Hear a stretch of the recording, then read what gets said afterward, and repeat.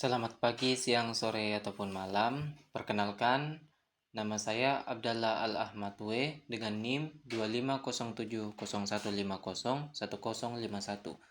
Pada video ini, saya akan mempresentasikan analisis lifespan development saya sendiri, menelusuri perjalanan perkembangan dari masa prenatal hingga usia 12 tahun. Proses mengeksplorasi riwayat perkembangan saya sendiri sangat menarik dan eye-opening. Saya tidak pernah membayangkan bahwa pengalaman di masa kecil yang bahkan tidak saya ingat ternyata memiliki dampak besar pada siapa saya saat ini. Melalui tugas ini, saya berharap dapat memahami lebih dalam tentang bagaimana saya menjadi seperti sekarang dan mengaplikasikan teori-teori perkembangan ke dalam konteks nyata, yaitu ke dalam diri saya sendiri dan orang lain. Metodologi pengumpulan data yang saya gunakan adalah untuk mengumpulkan data, saya melakukan wawancara mendalam dengan ibu saya sebagai sumber utama, ditambah wawancara dengan ayah dan kakak untuk perspektif yang lebih lengkap tentang pola interaksi dan dinamika keluarga. Selain wawancara, saya menelusuri dokumentasi keluarga seperti foto-foto dari masa bayi hingga SD. Proses ini sangat nostalgia dan memberikan informasi yang bahkan saya tidak ingat. Misalnya, saya baru tahu bahwa saya memiliki teman khayalan di usia 5 tahun atau sangat kesulitan mengucapkan huruf R sampai saya berusia 8 tahun. Masa prenatal dan kelahiran. Saya adalah anak kedua dalam keluarga. Usia ibu saya saat hamil sekitar 30 tahun. Usia ideal untuk kehamilan karena sudah matang secara fisik dan psikologis, namun belum terlalu tua. Kondisi prenatalnya, kehamilan berjalan dengan sangat baik di semua trimester. Pola nutrisi ibu saya sangat baik dengan makanan bergizi seimbang. Ibu masih aktif sebagai dosen, namun tetap menjaga kesehatan. Kondisi ekonomi stabil, kondisi psikologis baik, dan lingkungan keluarga yang harmonis. Ini menjadi protektif faktor yang sangat penting. Yang perlu dicatat adalah bahwa ayah saya bukan perokok dan kami tinggal di lingkungan bebas asap rokok. Ibu saya tidak mengonsumsi alkohol atau zat berbahaya apapun. Menurut teori teratologi, paparan terhadap teratogen bisa berbahaya dan menyebabkan kelainan perkembangan janin. Proses kelahiran. Persalinan normal tanpa komplikasi. Berat badan saya saat lahir adalah 3,5 kg dengan panjang sekitar 49-50 cm, menandakan bahwa nutrisi prenatal yang optimal. Kondisi ibu pasca melahirkan juga sangat baik. Masa bayi sekitar umur 0-2 tahun. Perkembangan fisik dan motoriknya, pertumbuhan sangat baik dengan tinggi badan sekitar 74 sampai dengan 79 cm, berat badan sekitar 12 kg. Milestone motoriknya tercapai sesuai dengan timeline, seperti tengkurap pada usia 4-5 bulan, duduk pada usia 6-8 bulan, merangkak pada usia 7-9 bulan, dan berdiri pada usia 10 bulan hingga 1 tahun. Pola tidur teratur 3 kali sehari dengan rutinitas makan konsisten. Perkembangan kognitif saya, menurut Piaget, saya berada pada tahap sensori motorik, yaitu sekitar usia 0 hingga 2 tahun. Saya menunjukkan objek permanen pada usia 6 bulan. Saya memiliki rasa ingin tahu yang tinggi.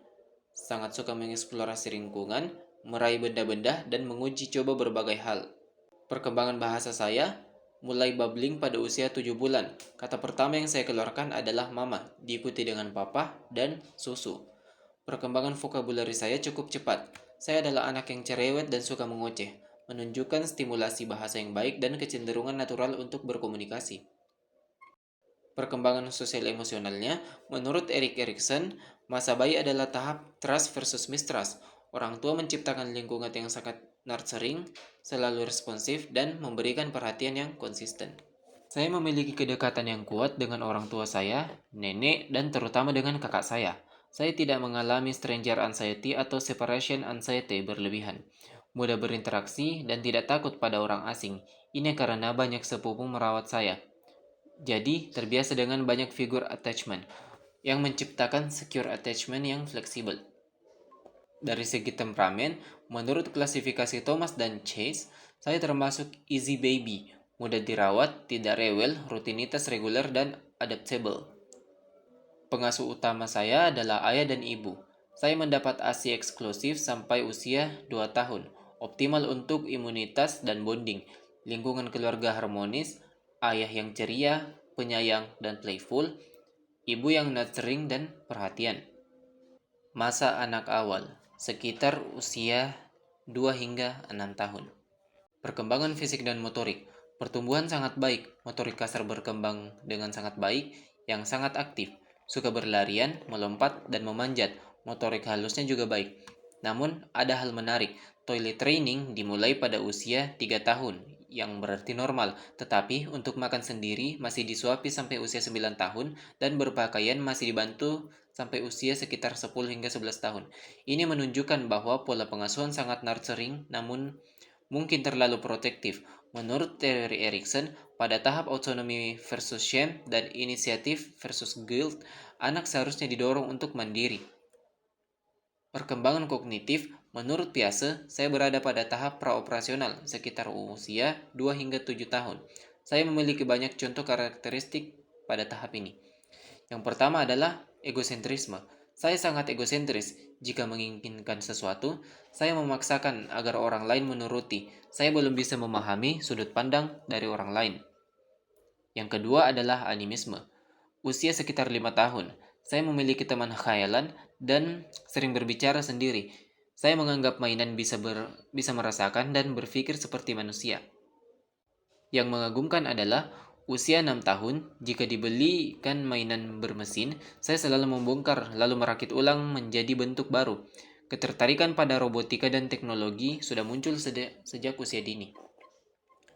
Saya memiliki rasa ingin tahu yang sangat tinggi, selalu bertanya, kenapa ini, bagaimana ini, dan masih berlanjut hingga saat ini. Perkembangan bahasa saya, vocabulary berkembang pesat, struktur kalimat cukup baik. Pada usia 6 tahun, saya kesulitan mengucapkan huruf R dan baru lancar pada usia 8 tahun. Buku favorit saya adalah majalah Bobo. Teman bermain utama saya adalah kakak saya dan sepupu saya yang memberikan interaksi sosial yang cukup, meskipun circle pertemanan terbatas pada lingkup keluarga saja. Sosialisasi awal saya. Masuk TK pada usia 5 tahun, di masa TK, saya mengalami pengalaman traumatis. Orang tua saya lupa menjemput saya. Kejadian ini sangat berimpak. Saya merasa ditinggalkan dan dilupakan. Akibatnya, kehilangan kepercayaan dan mengalami self-separation anxiety. Sejak saat itu, saya tidak mau ditinggal di sekolah sendirian dan harus ditemani di kelas setiap hari. Pola ini berlanjut sampai kelas 3 SD. Dalam konteks attachment theory, ini menunjukkan bahwa single traumatic event bisa mengakibatkan insecure attachment pattern. Regulasi emosi saya kurang baik. Jika marah dan menginginkan sesuatu, tidak bisa sabar dan ingin instan. Sering tantrum dan sulit diatur. Perkembangan moral saya, menurut teori Kohlberg, tahap prakonvensional morality. Saya sudah bisa memahami benar salah dengan baik, namun pemahaman masih basic. Ada dualitas yang menarik. Saya adalah anak baik jika berada di luar rumah dengan sifat yang sopan, penurut, menyenangkan. Tetapi jika berada di dalam rumah, saya cukup menjengkelkan, sering marah dan melawan karena egosentrisme yang tinggi. Ini menunjukkan bahwa saya sudah memahami social expectation dan bisa kontrol kebiasaan di publik, namun di rumah mengekspresikan perasaan yang sebenarnya masih sangat egosentris. Masa anak tengah dan akhir, sekitar usia 6 hingga 12 tahun. Perkembangan fisiknya bertumbuhan normal, aktivitas fisik cukup banyak, nilai pendidikan jasmani yang tinggi, menunjukkan koordinasi motorik yang baik. Tantangan yang signifikan yang saya alami adalah pada saat kelas 2 SD, saya mengalami penyakit rematik tulang yang serius, menyebabkan kesulitan berjalan. Pengalaman ini menjadi pembelajaran tentang resiliensi. Dengan dukungan yang tepat, saya bisa recovery dengan cepat dan kembali beraktivitas normal. Masa pubertas saya dimulai sekitar usia 13 tahun. Suara menjadi berat dan timbulnya jerawat.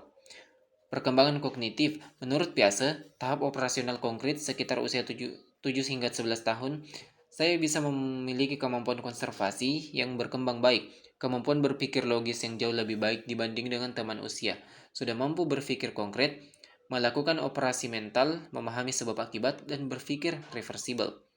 Prestasi akademik saya memiliki prestasi yang sangat baik, bukan hanya nilai, tetapi genuine kemampuan berpikir dan problem solving. Cara belajar yang saya gunakan adalah saya belajar secara mandiri, belajar sendiri dengan internet dan gadget yang disediakan oleh orang tua saya sejak kecil. Ini memberikan dukungan yang baik untuk perkembangan kognitif saya. Perkembangan bahasa saya adalah kemampuan komunikasi yang cukup baik. Kemampuan bahasa Inggris sudah berkembang di usia ini, padahal belum banyak dikuasai anak seumuran saya. Saya sudah mulai membaca cepat dan menulis cepat, lebih dibandingkan dengan anak lain. Dan pada usia itu, buku favorit saya adalah buku sains. Sosial emosional saya menurut teori Erik Erikson adalah tahap industri versus inferiority, sekitar usia 6 hingga 12 tahun. Saya jelas berada pada sisi industri, selalu mendapatkan pujian karena kecerdasan, pujian karena kepintaran, dan motivasi diri untuk meningkatkan kemampuan.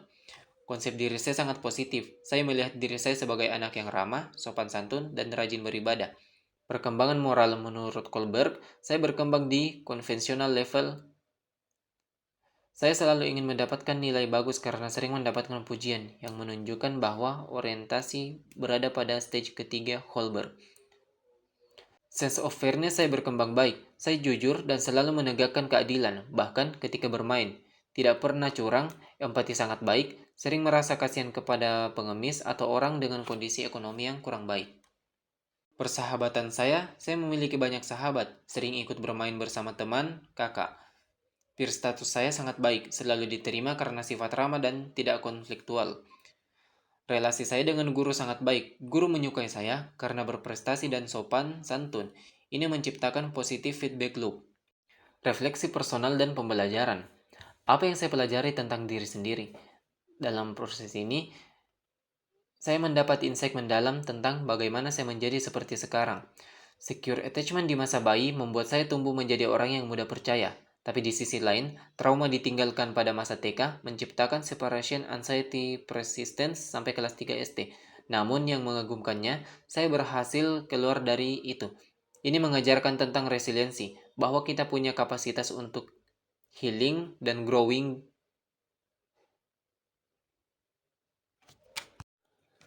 Refleksi personal dan pembelajaran. Apa yang saya pelajari tentang diri sendiri? Saya mendapatkan insight mendalam tentang bagaimana saya menjadi seperti sekarang. Secure attachment di masa bayi membuat saya tumbuh menjadi orang yang mudah percaya. Tapi di sisi lain, trauma ditinggalkan pada masa TK menciptakan separation anxiety sampai kelas 3 SD. Konsep paling meaningful adalah, sebagai calon psikolog, ini mengajarkan pentingnya untuk membantu klien mengerti attachment history mereka. Banyak masalah diri seorang pada masa dewasa yang sebenarnya berakar pada masa mereka saat masih kecil. Tantangan terbesar yang saya alami adalah takut ditinggalkan orang tua saat di sekolah. Dampak traumatik sejak TK. Namun, saya berhasil mengatasinya pada kelas 4 SD dan menjadi sepenuhnya mandiri. Sejak kelas 4 SD, saya tidak lagi membutuhkan kehadiran orang tua di sekolah. Bagaimana ini mempengaruhi pemahaman saya sebagai calon psikolog? Ketika melihat betapa kompleksnya perkembangan saya sendiri, saya menyadari bahwa manusia begitu kompleks. Setiap hal yang terjadi pada klien saya pasti dipengaruhi oleh kejadian yang ada pada masa lalu mereka, yang membuat saya bisa menganalisis permasalahan yang dialami klien saya. Demikian presentasi Lifespan Development Analysis yang bisa saya berikan dari masa prenatal hingga usia 12 tahun. Saya berharap video ini bisa memberikan gambaran komprehensif tentang bagaimana teori-teori perkembangan benar-benar bisa diterapkan ke dalam kehidupan nyata. Sekali lagi, terima kasih kepada keluarga saya, kepada dosen yang telah memberikan materi ini, dan kepada Anda yang telah menonton hingga akhir. Wassalamualaikum warahmatullahi wabarakatuh.